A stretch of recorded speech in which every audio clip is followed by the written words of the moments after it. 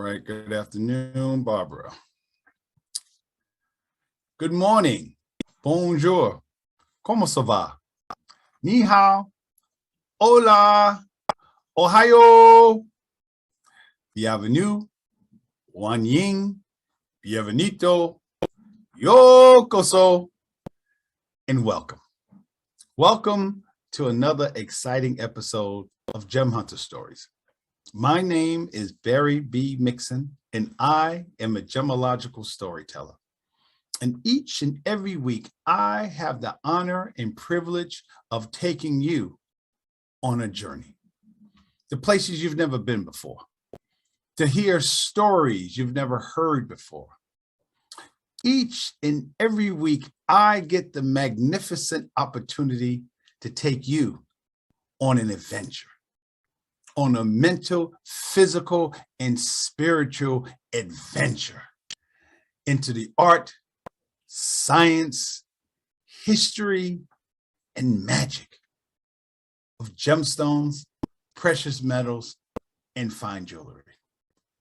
And because I know the transformational powers of stories, I know what they've done for me, I know what they've done for other people, I have absolute confidence that somewhere along the line in this journey that you and I will take together, you will hear a story that will move you.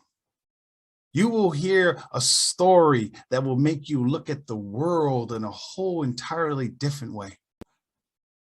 And my job each and every week is to create a sound that moves you, a sound that resonates inside of you to allow you to hear the music that lives inside of your heart and in your mind. And my hope is that you take that sound and you use it as a bridge, as a template, as an inception point to help you begin or continue your journey of discovering the value of your own stories. You and I have been together for over a year now, and it's been an absolute joy to bring you gemstones in a completely different way. And as most of you know, this show leans towards making the connection between gemstones and women. And to be honest with you, the reason for that is, as a man, I wanted to do something. I wanted to change the dynamics in a way, because I don't understand how women all over the world, not just here in the United States, but all over the world, are treated in a way that doesn't speak to the way that men treat gemstones. To me, it's such an easy jump to talk about gemstones and women. It's easy for me. To me, when you look at a woman, white, black, Asian, Hispanic, when you look at a woman, you can see easily how I can make that jump, that leap between gemstones and women. When you look at her, you see this spectacularly beautiful woman of color. Now, some of us are saying, well, you know, she got makeup and the lighting. That's true. But now look at this spectacularly beautiful diamond. This diamond didn't come out looking like that. That diamond, things had to be done to it. So when you look at the similarities between this woman and this gemstones, you can see how, as a gemologist, I can't understand if someone studies gemology for, I don't know, maybe a little bit over a month, you will see characteristics and traits of gemstones and then see those same traits in women. And I'm not saying all the traits, but you can see things, and after a while it's no longer a hoax or just a similarity or fluke. You can see strong analogies And lately I've been thinking, since this month is about new beginnings, maybe I should do a show, or I wanted to do a show that brings together gemstones and men.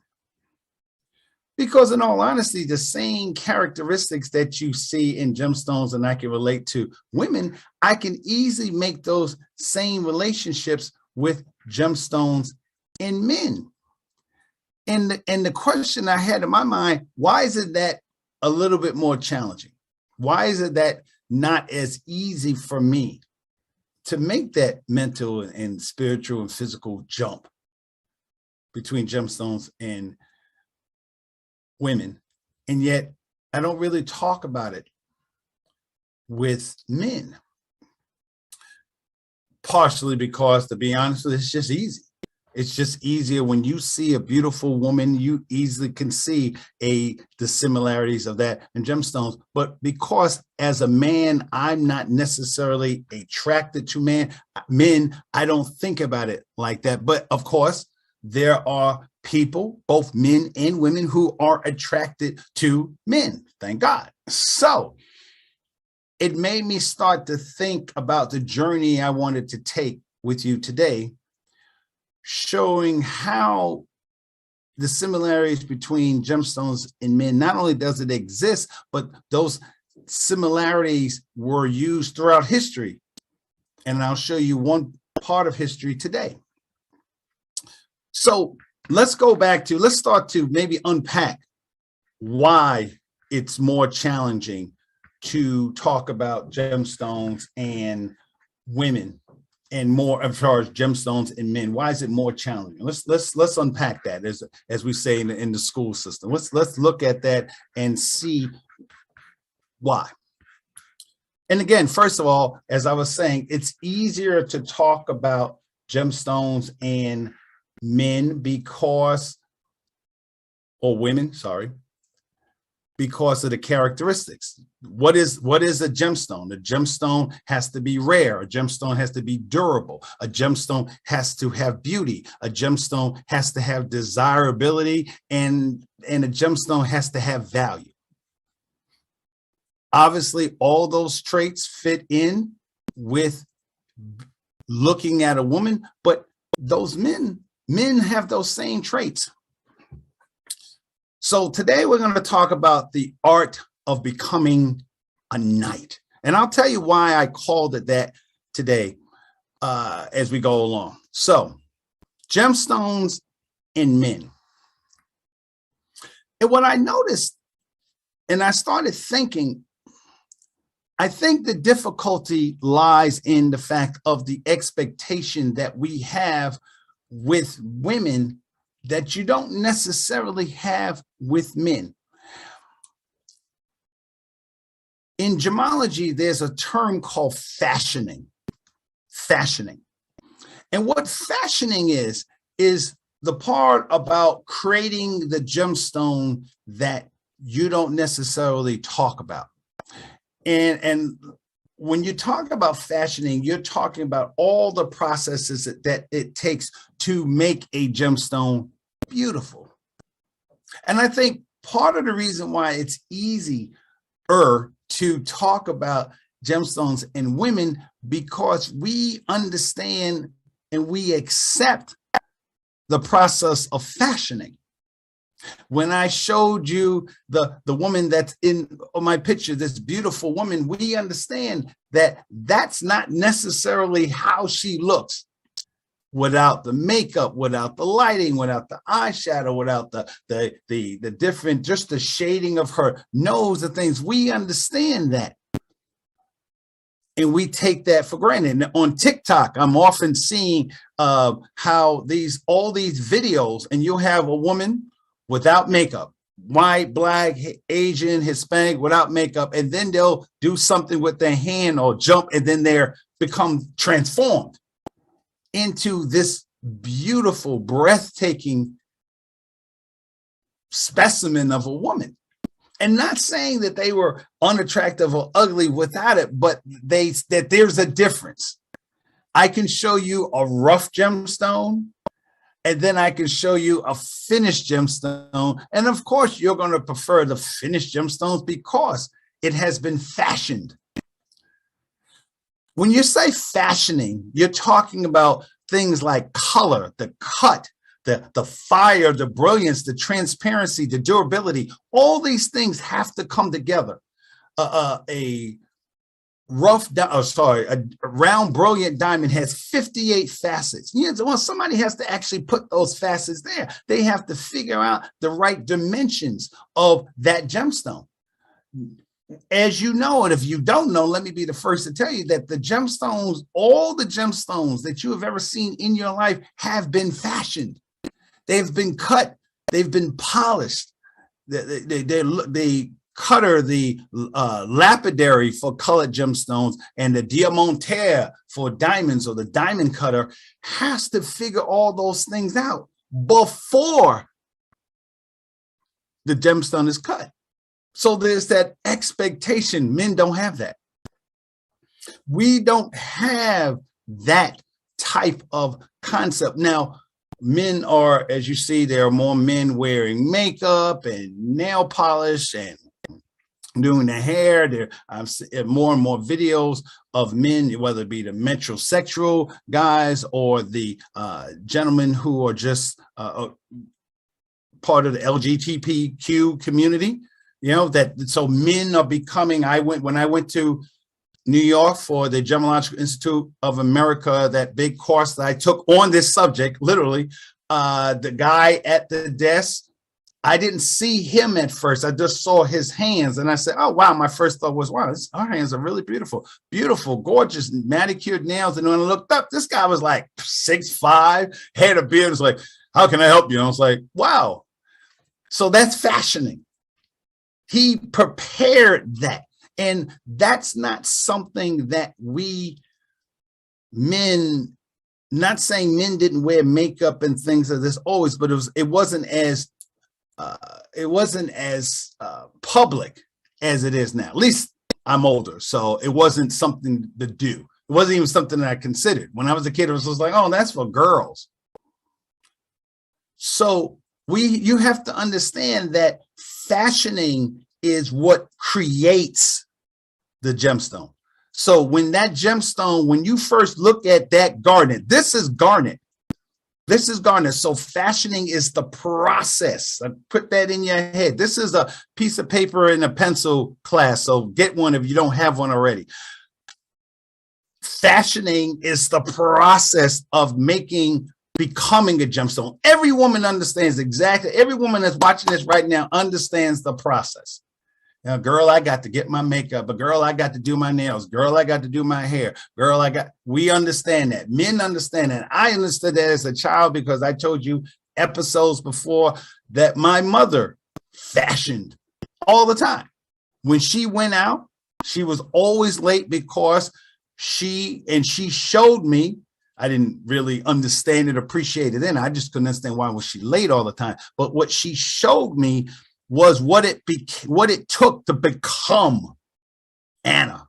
When she came out, again, my father and I, we wind up waiting for her usually, just really to calm my father down, because my father would be like, this is ridiculous. And I'm sitting there looking at him, wondering what he's going to do. Is he still going to go? And my mother I said, Mom, what are you doing? She was just like, just wait. And so when she would come out, it would literally be voila.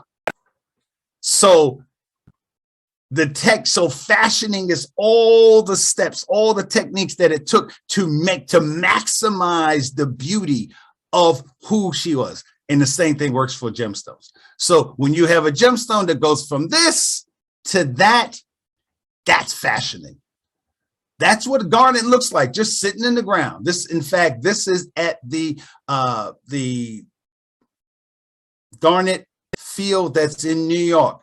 The Barnett Fields in New York. This is the Barton Fields in New York. This is what garnet this looks like. So Henry Hudson Barton was just walking down the field or whatever, and here was all these rocks and stones that he looked at and said, hey, what's this? And then he dug those stones up. He took it to a lapidary, because they're colored stones, and he made this beautiful pearl garnet. Look at the facets. Look at the all those things have to be faceted, or all those things have to be considered when you're fashioning a gemstone to make that gemstone what it is. And what I'm saying is that men don't have that. And here's a deeper relationship, because it's easy to say, well, men are tougher, men are this. No, you know what garnet is used for when it's not used? The predominant use of garnet is that it's an abrasive stone. Yet about maybe 10% of garnet is used for gemstones, but garnet is really one of the leaders in the United States of garnet mining is in those garnet fields in upstate New York, the Adirondack Mountains, and they take the garnet and use it as an abrasive mineral material. In fact, it's even cheaper and non-toxic than using quartz. So it's used for sandblasting and polishing lens and metals. It's used for all kinds of cleaning products. You know, those products like, what is it, Mr. Clean, the magic scrub? It probably has garnet in it because it has an abrasive material. Remember last week we talked about the chemical processes, the XY silicone and the XY silicone. We talked about that last week. Well, part of those things that's in the variables, the elements that's in the variable is iron. Iron is one of them. Titanium is another one. So those elements give garnet that abrasive material, that abrasive feel and touch. And the way garnet is hard to be rounded. So it keeps its edge. So this is sphalerite, the gemstone, beautiful orange, yellowish orange gemstone. But this is what you're seeing when you are looking at the industrial use of garnet. So so when you're looking at a man, it's not that a man can't be beautiful, even though he's tough. See, so some of the characteristics that we see in women that sometimes we don't appreciate, like hardness and toughness in a man, those same characteristics are more highly valued. If I'm a construction worker or I have a construction company, garnet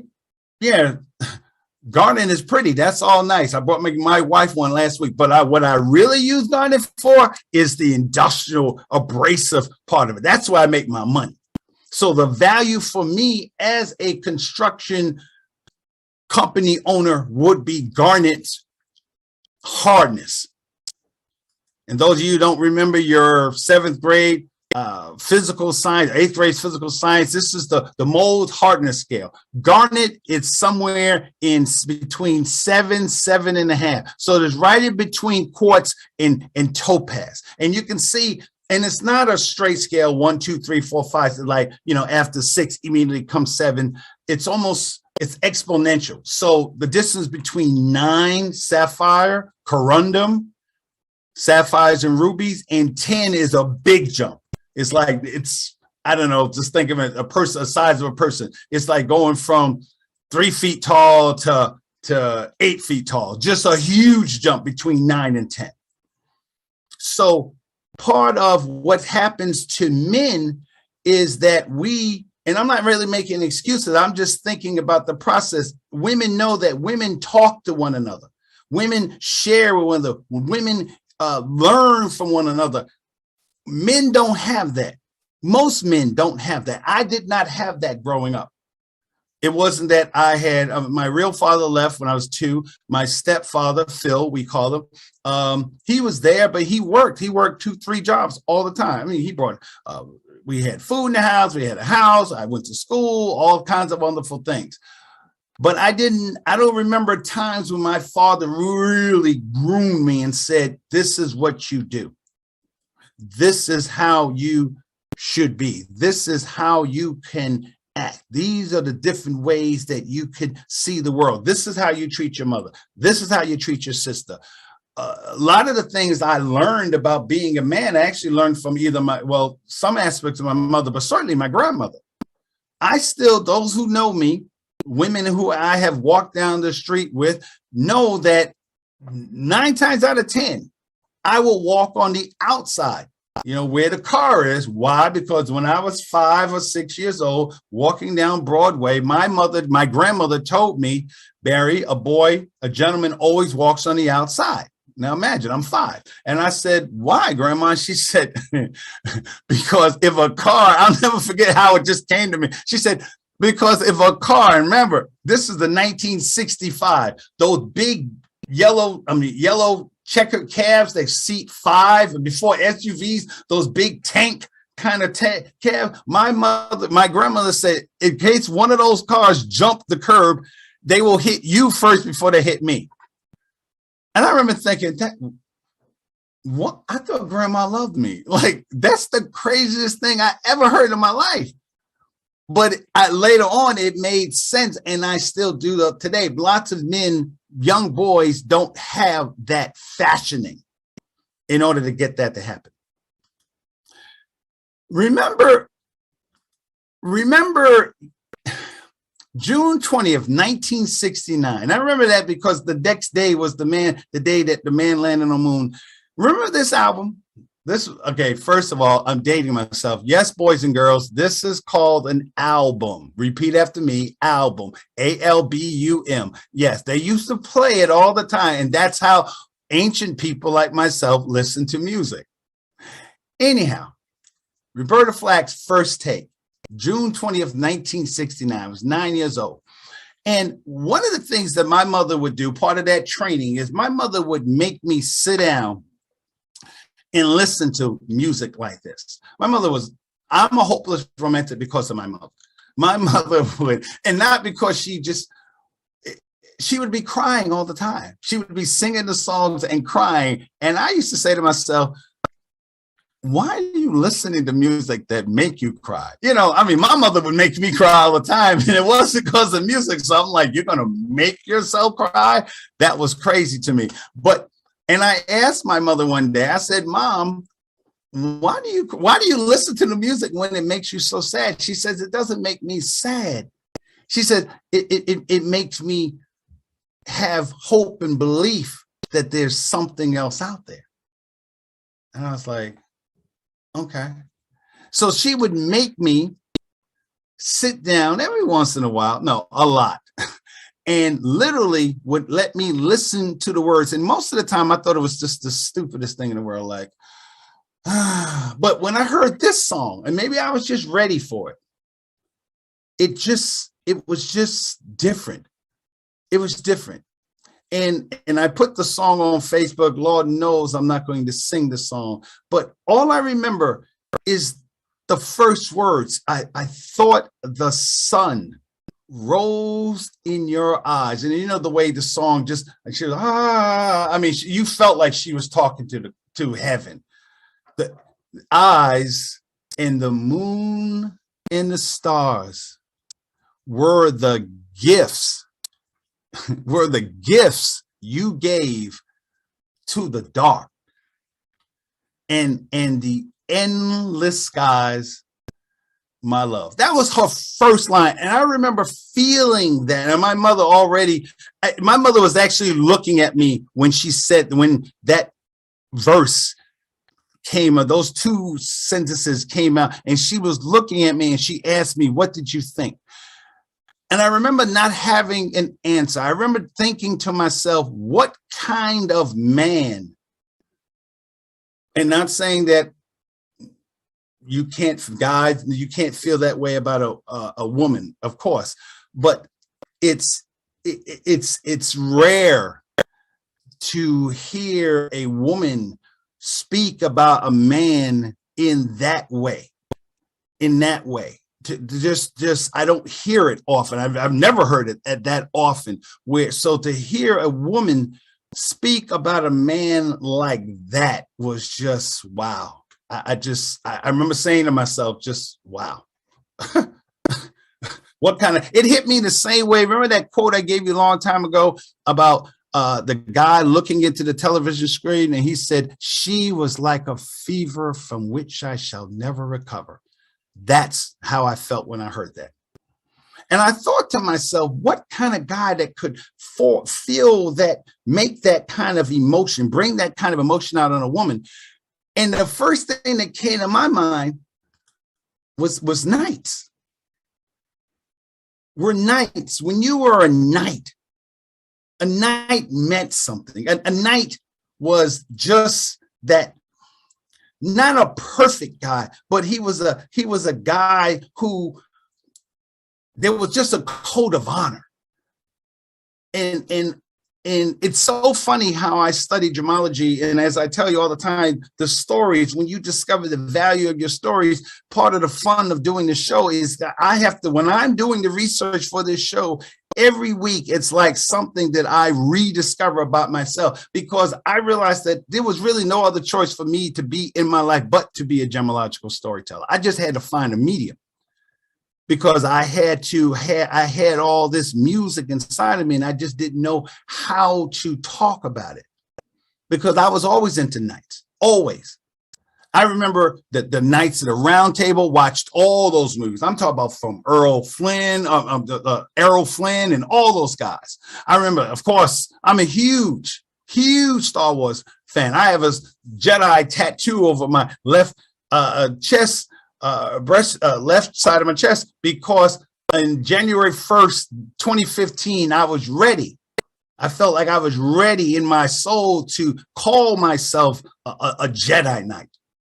And of course, you guys know, if you know me at all, Darth Vader is, for many, many years, decades, that's who I was. I still wear black, not because of the color, because in my heart, in my spirit, I was black. I was Vader.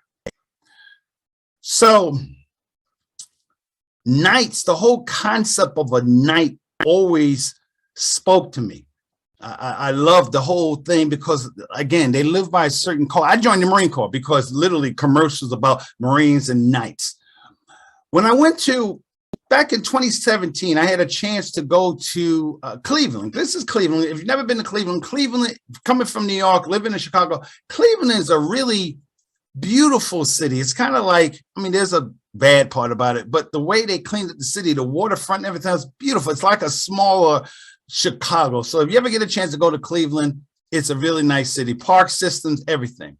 And I got a chance to go to the museum, Cleveland Museum of Art, because I think I was 27. Well, I was studying Tiffany stained glass. And one day we'll talk about the history of Tiffany. That's several shows. So I went there to see Tiffany stained glass, beautiful pieces of stained glass. Not only just in lamps and bowls and everything else, windows, Tiffany. And the Cleveland Museum of Art is spectacular. It is truly, the way it's set up, the way it sits on the grounds, it's a spectacular museum. So I was there for that. They also have a wonderful, again, stained glass, different lamps and different inventions, different design things he came up with, a whole team. They, of course, they have a wonderful gemology department. And here's garnet. They have all types of gemstones, and the way it's set up in a way where the viewer, the audience, is closer to the gemstones, and then in a lot of what you find at a lot of museums. So it was beautiful. And as I was walking around this museum, just the way you look at museums, I came across this room, and it was just, I was immediately transported into another century. I mean, it was like I died and went to heaven. I couldn't believe that this was here. I didn't know about it. I went for the Tiffany pieces. I had no idea that they had this whole exhibition with Renaissance, medieval and Renaissance knights. And I mean, so imagine walking into this museum already tripping because I'm around all this Tiffany, incredible, extraordinary Tiffany stained glass pieces. And then I walk in and I see this full size, life size knight in full armor. And I've only seen it on TV. So here it is right here. Here's someone who embodies, at least in my mind, the whole culture, the code of being a knight. And here I am. But before we take another step, we are going to take a moment to pay some bills and talk to our sponsor. So I'll see you on the other side.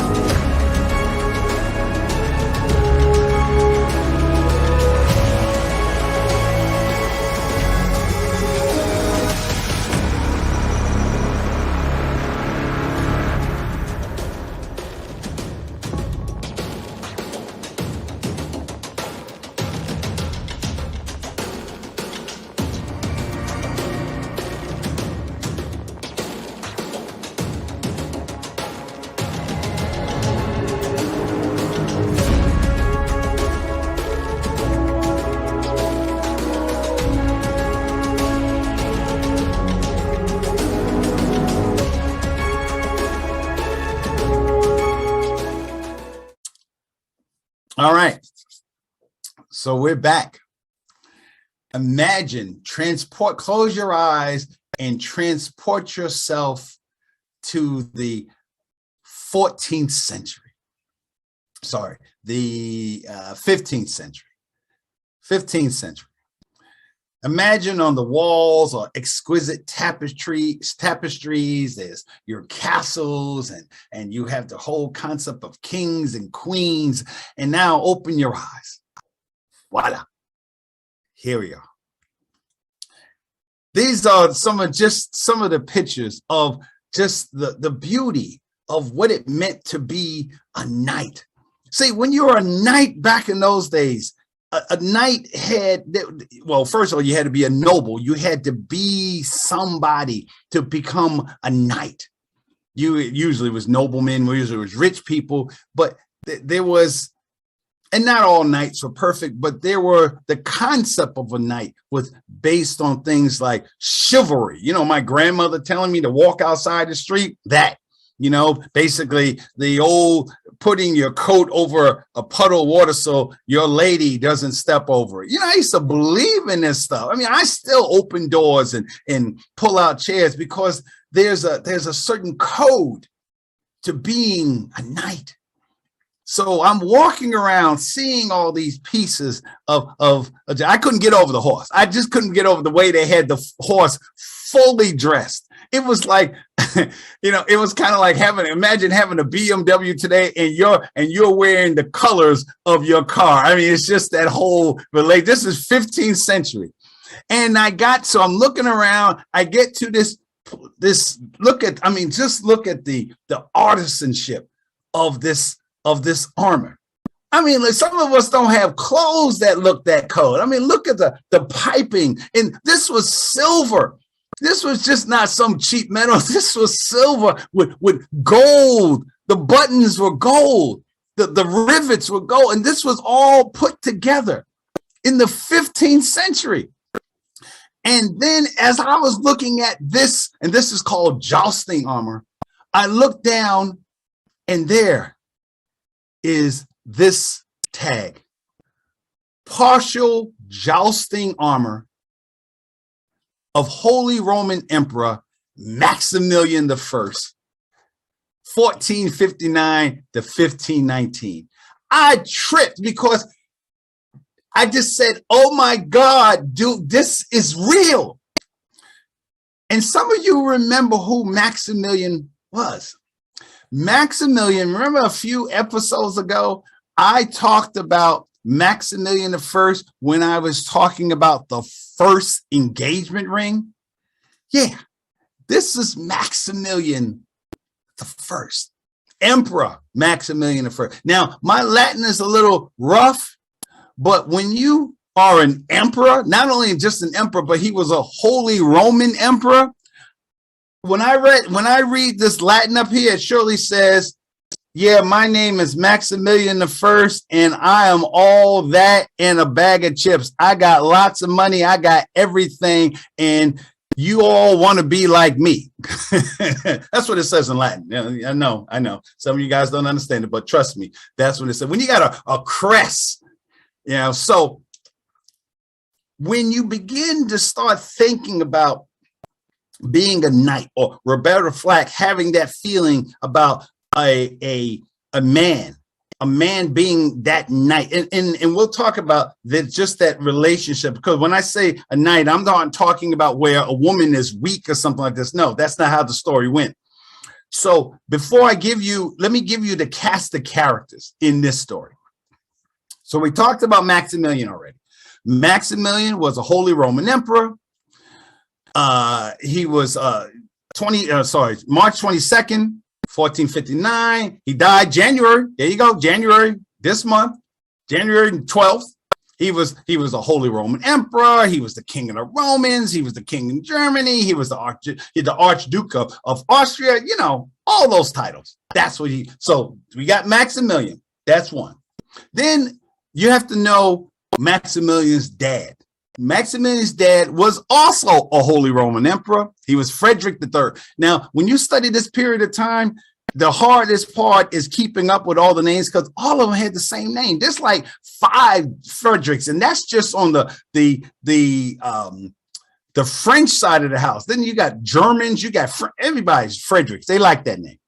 So again, he was born. He lived to 77 years old. He was the 4th king and the 1st Holy Roman Emperor.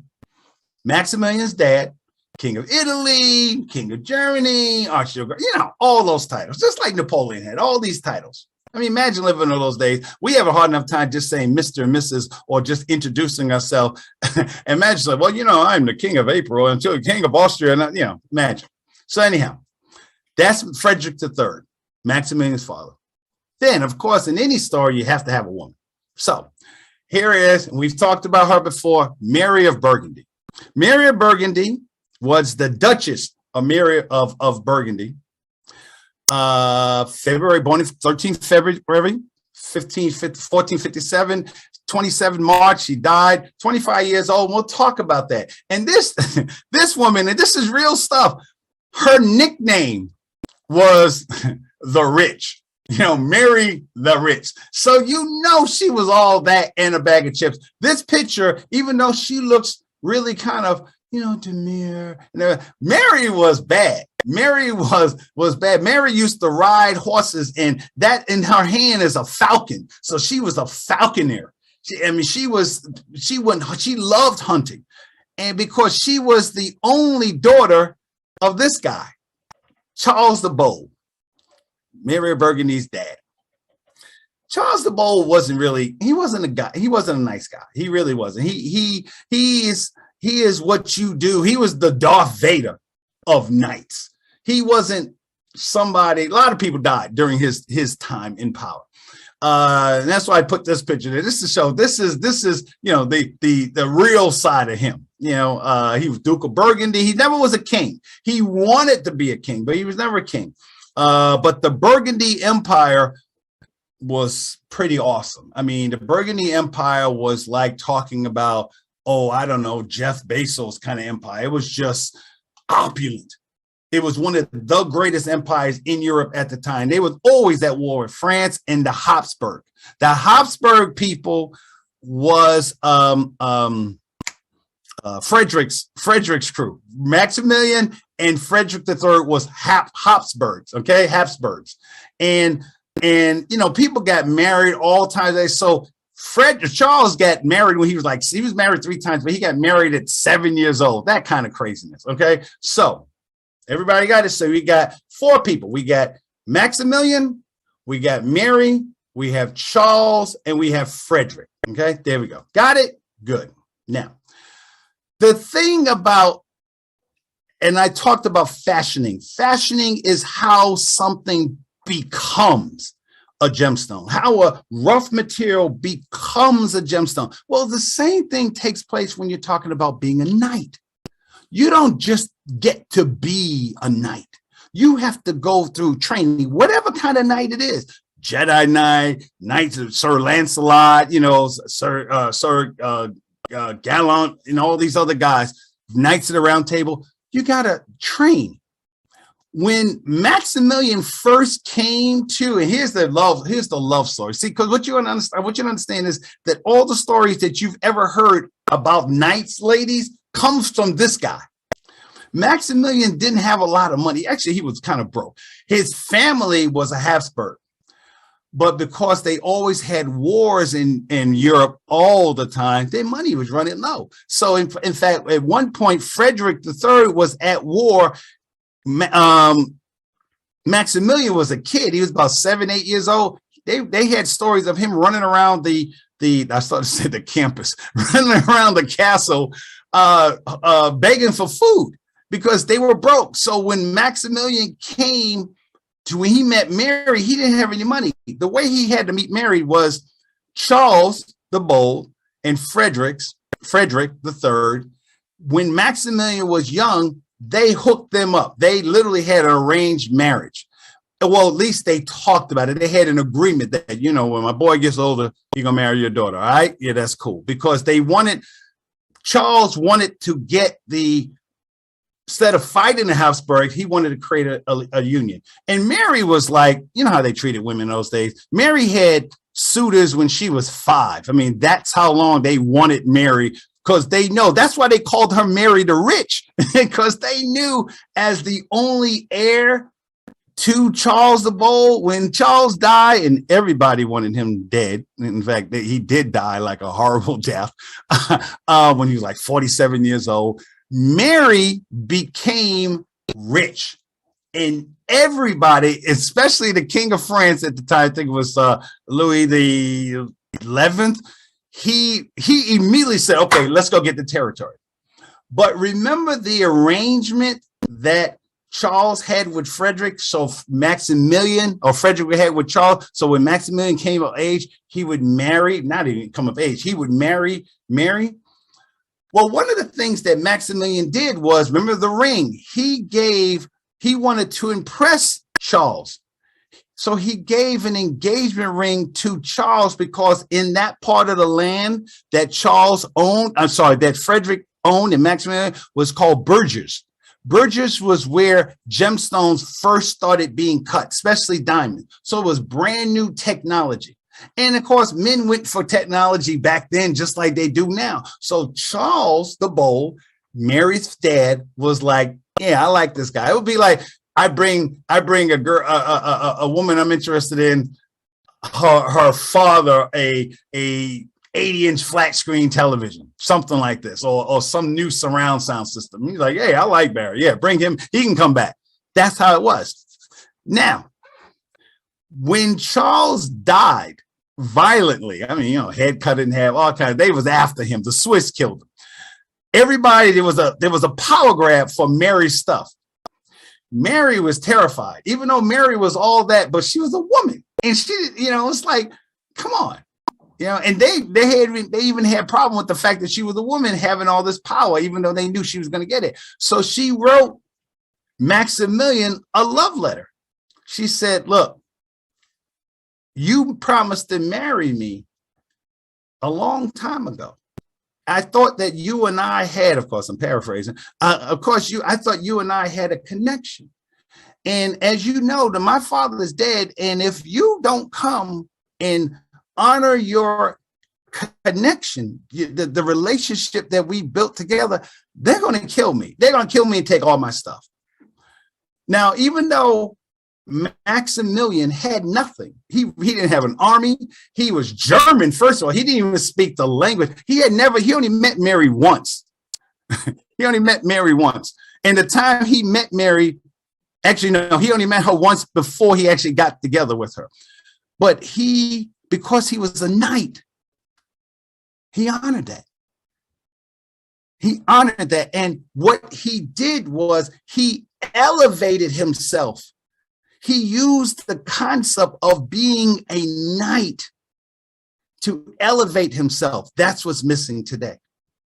Men don't have a sense of elevating themselves to a higher standard. So what Maximilian did is he used armor.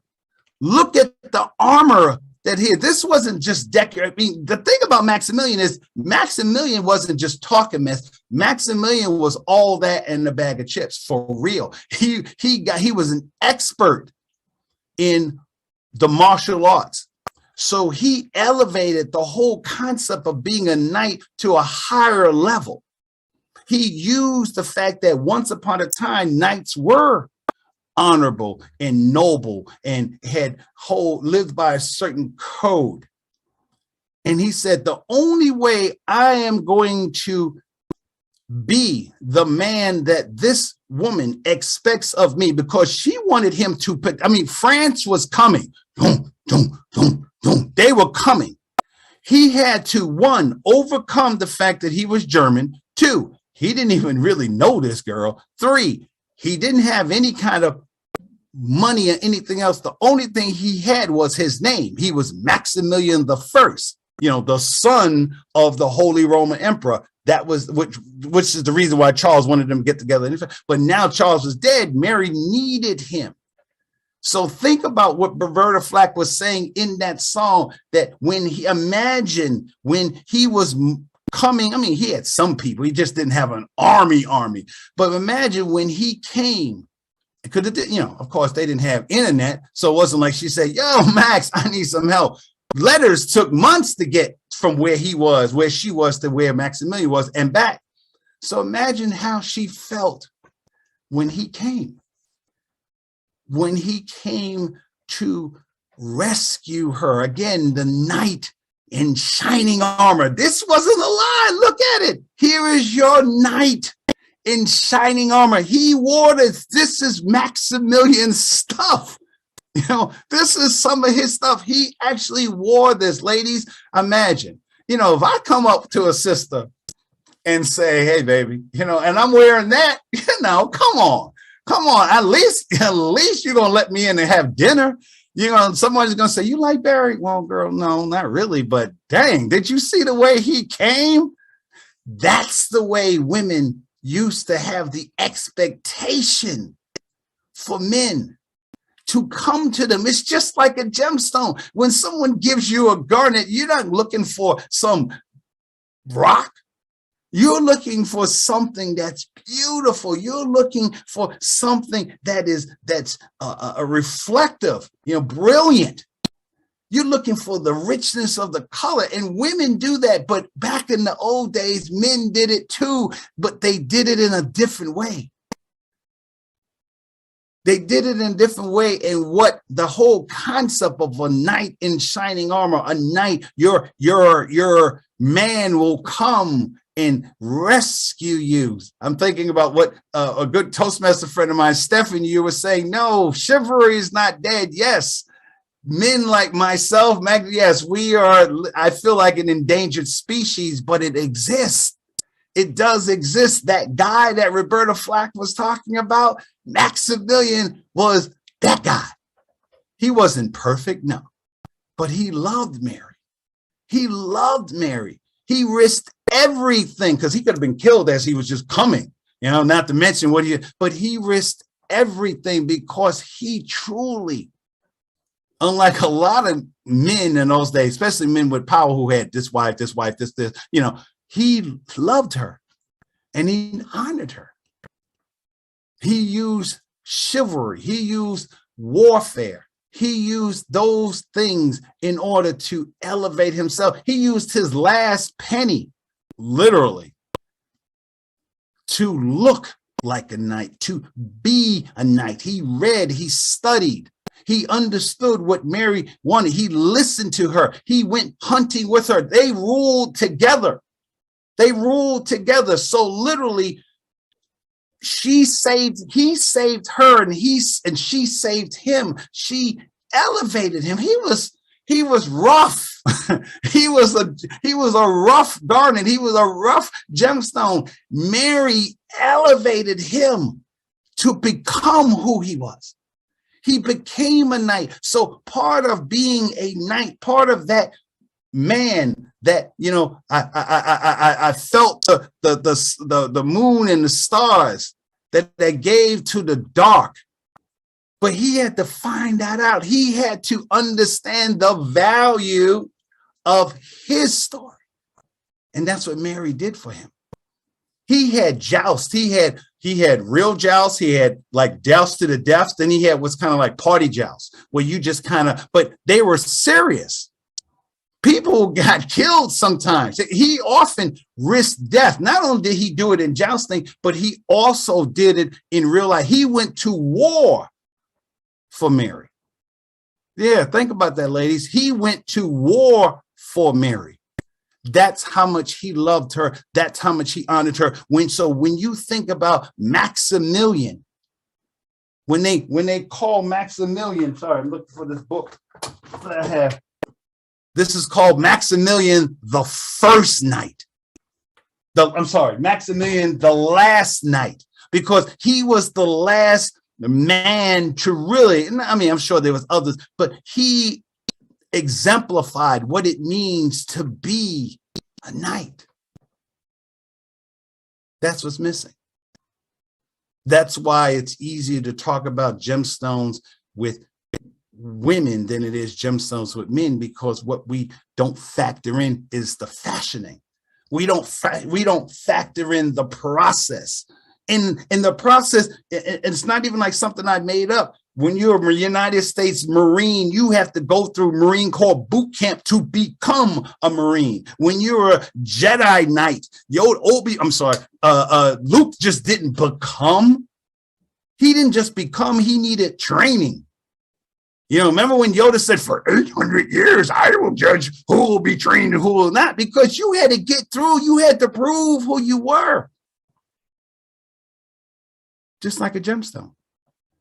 When you look at a gemstone, yeah, you're looking at the possibilities of what something could be. So when he wasn't just a knight, he proved to his men, he proved to the people around him, he proved to his woman, his wife, Mary,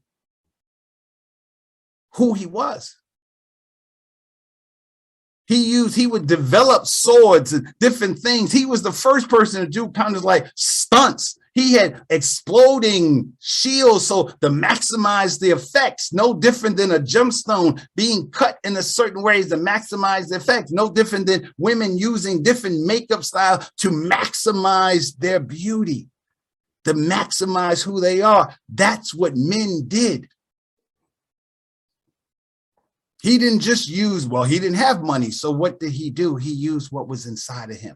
He used who he was as a man. He became a knight. Sometimes he didn't have money. In fact, he had to, this was the unicorn sword of Charles the Bold. So this was his father-in-law's sword, which was his most valuable possession. It was made, narwhal is those whales, you don't know the biology of it. Narwhal is the kind of whale that actually has a horn. So that's why it was called a unicorn sword of Charles the Bold. Gold, silver, enamel, rubies, pearls. I told you, men wore pearls all the time back in those days. And it took them, when he pawned it, he had to pawn it off to fight for the honor of Mary, of the realm that Mary had, that they shared together.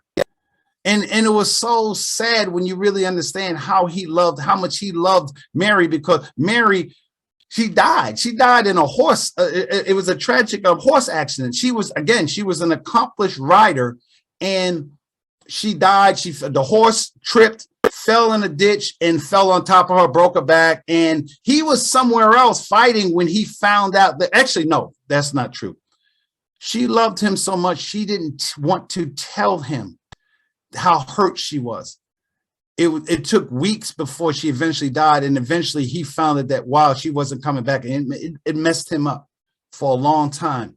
But one of the things that he was most proud of is that he lived by that code, that he was a man, he was a husband, he was a knight, he was a father for that woman.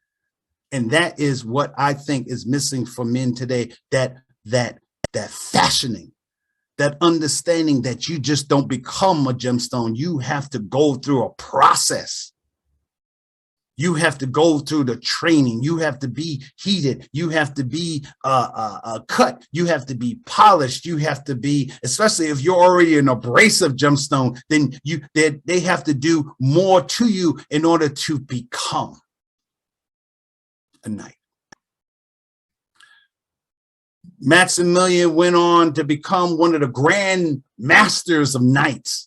He literally, once he elevated and created the concept, recreated the concept of the nobleness of knights, the honor of being a knight. I love this picture of Maximilian. This is kind of like him being like cool. This was when he was in all his glory. Maximilian the First. If you don't know Latin, you know Rex means king. And he reestablished this thing called the Order of the Fleece, the Order of the Golden Fleece, which still exists today. The Order of the Golden Fleece, which is like 992 years ago, is an organization that exists today. And it was actually created by Philip III, who was Charles's father. And one of the ways that Maximilian recreated himself was that he became, once he married Mary, he became a member of the Golden Fleece. This is what they would wear. And you can see the fleece. Queen Elizabeth has that. Napoleon was, even though they didn't like it, but Napoleon was part of the Order of the Golden Fleece, which still exists today. So when you think about men, what I want you to take away today is begin to understand that men have the same classifications, the same qualifications, the same traits that you find in gemstone. We're just different. We're just different. And because so many of us never went through the process of being fashioned, we never went through the process of becoming a man. And no matter where it comes from, we never went through it, except maybe if you joined the military or something like this. Many men don't go through this. So women understand when you're feeling down, when you're feeling depressed, when you're feeling like, oh my God, are all the men in the world just Neanderthals? Yeah, a lot of us are, because we are still rough gemstones and we haven't been fashioned. So again, I hope you enjoyed today. It was really exciting for me to bring Maximilian, Flush Maximilian, and we'll talk about him more because there's so much more to Maximilian. But again, my name is Barry B. Mixon, and I am a gemological storyteller. And what I would like for you to do, as I want for you to do every week, is take a moment to look at yourself, look at the people around you, look at the people you work with, the people that you love and care for, and take time to discover the value of your story with them. Au revoir, and atatela. It means see you soon. Bye-bye.